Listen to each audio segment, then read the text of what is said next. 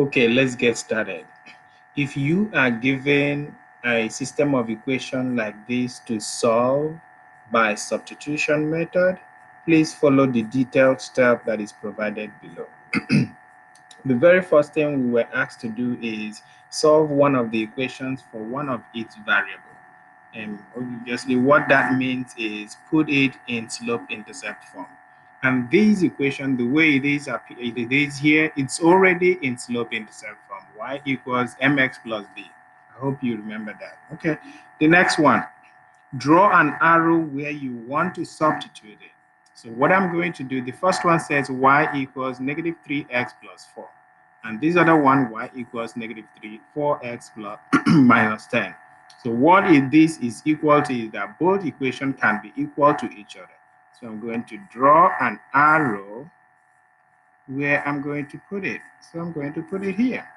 So what that means is I'm using this equation to replace the second y. So if I replace it, I'll have negative 3x plus 4 is equal to 4x minus 10.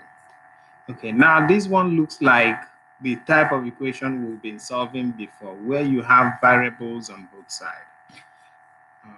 Remember the detailed step, draw an arrow, draw a line on the equal sign. If you draw a line on the equal sign, the line is quite a lot, so I'm going to clean it up and draw another line. So draw a line on both on the equal sign.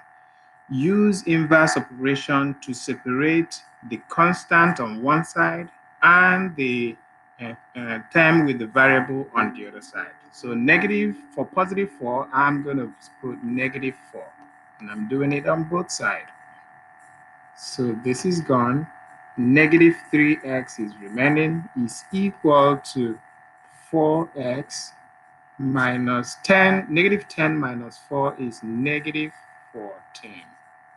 Okay, still going to use another inverse operation to move positive 4 to the other side, and that would mean to subtract 4 on both sides.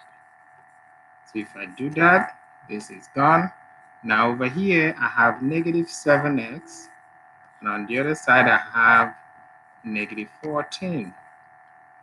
So use another inverse operation. This time around, this is multiplication. So inverse operation would be to divide by negative 7.